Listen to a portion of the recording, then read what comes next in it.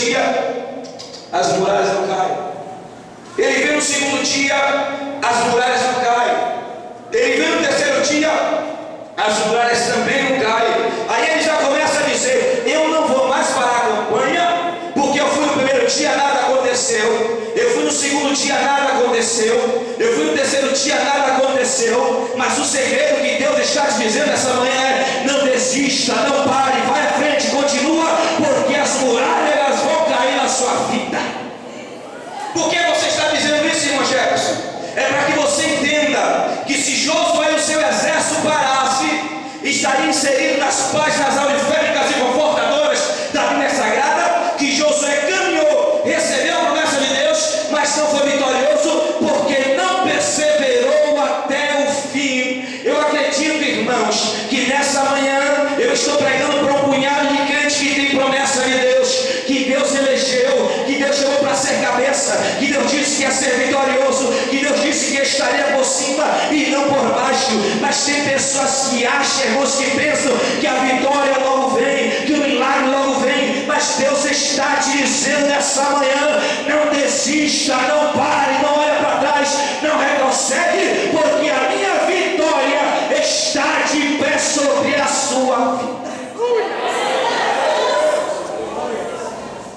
E eles caminharam. E há quem diga e afirme que Josué, ao passear por aquelas muralhas, fora como se ele tivesse andado 37 a 38 quilômetros com seu exército passeando sobre aquelas muralhas. Era mais ou menos como se Josué tivesse andado com seu exército entre o farol da Barra até o farol de Itapuã, caminhando com seu exército. E nós sabemos que ele passeava e tinha toda a dificuldade, o sol queimando na sua cabeça, o seu exército que passeava, o povo que sentia sede. Não está inserido na Bíblia, mas eu acredito assim. Irmãos, mas quando Deus afirmou para ele que ninguém teria que dizer a palavra, eu acredito que Deus já sabia que se o povo falasse, o povo iria murmurar, porque o povo estava sabendo que era difícil tomar posse daquela cidade. Mas ele caminhou no sexto dia, e no sétimo dia Deus disse: 7 vezes mais passearei pela cidade. E 7 vezes ele caminhou, irmãos. E depois da 7ª volta, os sacerdotes tocaram as buzinas. A Bíblia diz que o povo gritou. Agora me pergunte, o que foi que Josué gritou com aquele povo? Isso é mistério.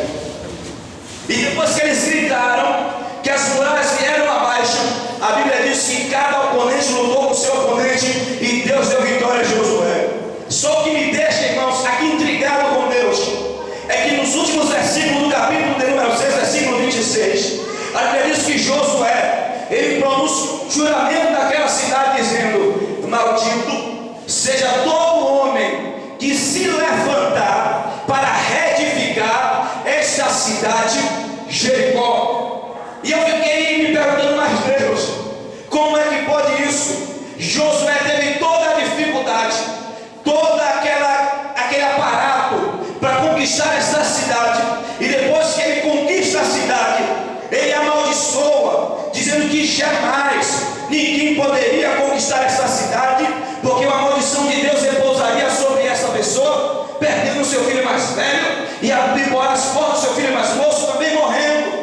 E eu disse: Deus, mas como é que pode isso? E a Bíblia diz que Deus era com Josué, e com tudo aquilo que ele falava, bendito seja Deus. Então esta cidade agora passou a ser amaldiçoada, a qual ninguém jamais poderia reedificá-la. Agora ninguém jamais poderia levantar um bloco, um tijolo naquela cidade, que a maldição de Deus repousava sobre aquele que fizesse tal coisa. E a Bíblia diz no Evangelho de Marcos, capítulo número 10 e o versículo 46: e depois fora para Jericó, e saindo ele de Jericó com seus discípulos e uma grande multidão, cerca de 1400 anos agora à frente, a Bíblia diz que Jesus adentrou na cidade chamada Jericó, na cidade amaldiçoada, que ainda a maldição de Josué estava valendo. Agora imagine, irmãos, um povo que habita em uma cidade amaldiçoada,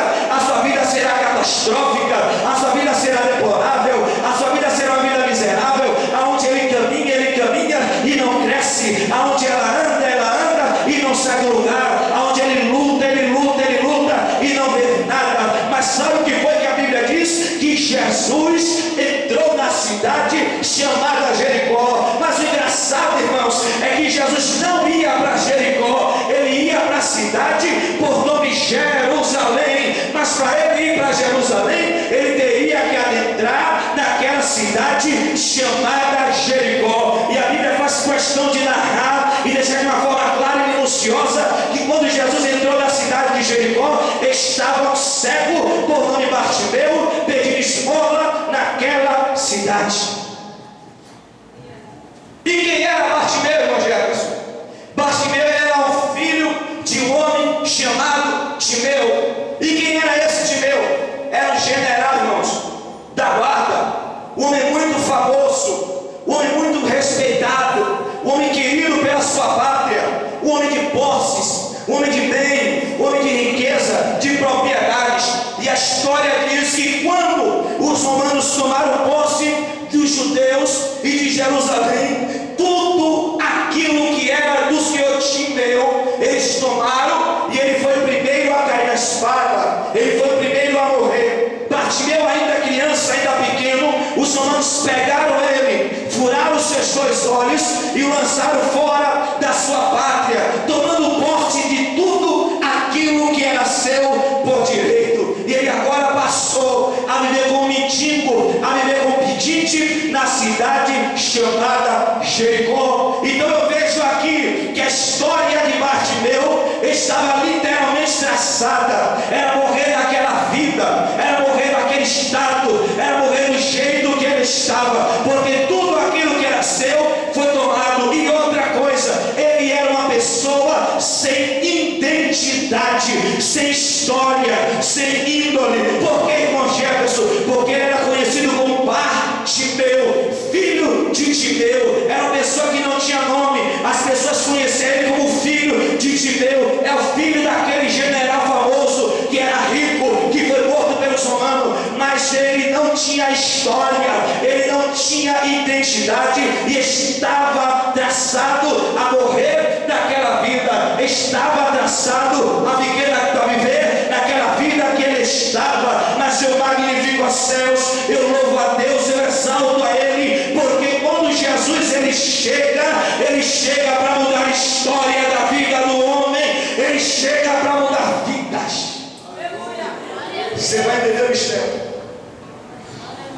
E ele estava lá pedindo esmola naquela cidade todo santo dia. E nesse período Jesus ele era o maior pregador da história. Aonde Jesus passava, o cego enxergava, o mudo falava, o paralítico andava, os mortos ressuscitavam e até os demônios batiam em retirada. Nesse período Jesus ele fazia maravilhas e prodígios. Não precisava muita coisa para Jesus fazer milagre. Se Jesus vivesse nos dias odiernos, ele seria aquele que mais venderia CDs e DVDs de pregações. Se Jesus vivesse nos dias de hoje, ele seria considerado o maior pregador na atualidade. Se Jesus vivesse nos dias de hoje, ele estaria agendado para pregar nos maiores e menores congressos. Jesus seria um pregador global, aonde todos queriam estar para ouvir as suas pregações, aonde todos queriam estar para ver Jesus fazer milagre. Na agenda de Jesus não caberia convites para ele atender, porque a sua agenda estaria lotada. Jesus era um pregador na época que estava fazendo maior sucesso. Não precisava muita coisa para o seu nome ser divulgado, para o seu nome ser espalhado pela cidade. Bartimeu ele era cego, mas ele ouviu falar que existia um homem que fazia milagre. Ele ouviu falar que existia um homem que mudava história, que mudava vida, que mudava situações. Mas ele estava lá como mendigo, vivendo uma vida limitada. Mas a Bíblia diz que um dia Jesus entrou naquela cidade e correu uma grande multidão. Há versículos da Bíblia que diz que existia Bartimeu e outro cego que estava com ele. na sua ênfase a ele que recebeu o milagre. E o que eu aprendo com isso aqui, irmãos? O milagre que Deus ele tem para fazer na sua vida é na sua vida.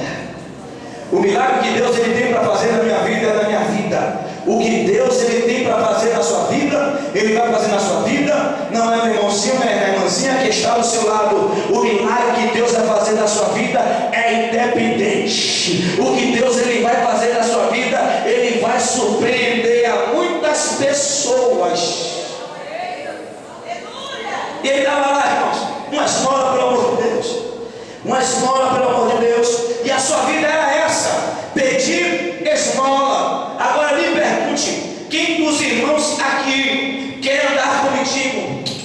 Ninguém. Quem dos irmãos aqui quer pegar um mendigo desse sujo, fedendo cabelo preto, cheio de barba, peguei, sair com ele de mão lá e dizer: vamos num shopping desse, dar um passeio, porque hoje você vai ser abençoado, hoje você vai andar? Ninguém. Eu, certa feita, irmãos, eu fui na casa da minha tia, que ela estava dando sopa para os mendigos, e eu fui lá na casa dela e fui tomar sopa, e eu peguei um copo, botei a sopa na boca, comecei a tomar, pense, irmãos, minha sopa que estava ruim, e eu saí devagarzinho da casa dela, peguei a sopa, joguei fora, porque estava ruim.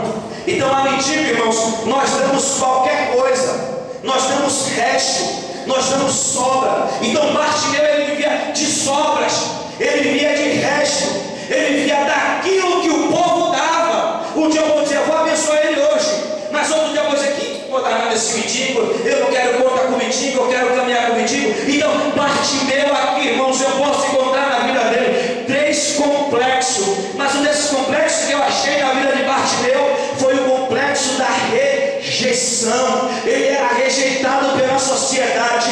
A sociedade olhava para ele e não dava nada por ele. A sociedade olhava para ele e não tinha perspectiva de um futuro melhor na vida dele. A sociedade olhava para ele e via ele como mendigo que ia morrer, ia parar naquela mesma vida que ele estava. A sociedade olhava para ele e via ele como ninguém. A sociedade olhava para ele e dizia: esse daí não vai vencer, esse daí não vai conseguir, esse daí não vai galgar objetivos. Mas eu glorifico a Deus, porque quando Jesus ele chega para quebrar protocolo na vida de pessoas. E nessa manhã Jesus está quebrando protocolo na sua vida, ele está quebrando o complexo na sua vida. Deixa eu te dizer uma coisa: essa manhã o Espírito de Deus ele vai te fortalecer, ele vai te levantar, ele vai te erguer e vai mostrar que ele é Deus. Levante a mão para o céu agora e diga: glória a Deus. Complexo, rejeição. Mas Jesus ele ia entrando pela cidade, e quando Jesus entrando pela cidade, ele ouviu o povo dizer: Senhor, eu preciso de um milagre. Ele ouviu o povo dizer: mestre, me ajuda, me socorre, me cura. E quando ele ouviu aquele povo bradando o nome de Jesus, eu acredito nisso, irmãos, não está na Bíblia, mas é uma crença minha, que Bartimeu no seu coração disse: essa manhã será a manhã da minha oportunidade. Há um provérbio aí no mundo que diz que 3 coisas se vão e jamais ela volta. Primeiro é uma flecha tirada, segundo é uma palavra dita, e terceiro é uma oportunidade perdida. O que eu estou te dizendo nessa manhã é que nós não iremos perder a oportunidade. Vamos agarrar a oportunidade e vamos sair com ela abraçada, porque a vitória é nossa, a vitória é nossa, a vitória é nossa. Ei, o povo saiu gritando Jesus, ele lá. Quando ele ouviu, ele começou também a clamar o nome de Jesus. Mas o interessante, irmãos, é que uma multidão clamava Jesus, e ele agora também clamando a Jesus. Ao olhar o ano, irmãos, parecia impossível Jesus ouvir ele. Sabe isso por quê? Porque era um clamor em meio a clamores. Era uma voz em meio a vozes que também precisava, que também carecia de um milagre. Só que a história bíblica diz que Bartimeu, ele clamou de uma forma diferente, ele adorou a Deus de uma forma diferente. E há historiadores que afirmam disso, que quando Bartimeu clamava ao nome santo do Senhor, ele estava dizendo em outras palavras: mestre, meu mestre, se o Senhor quiser fazer um milagre, o Senhor pode fazer, mas independente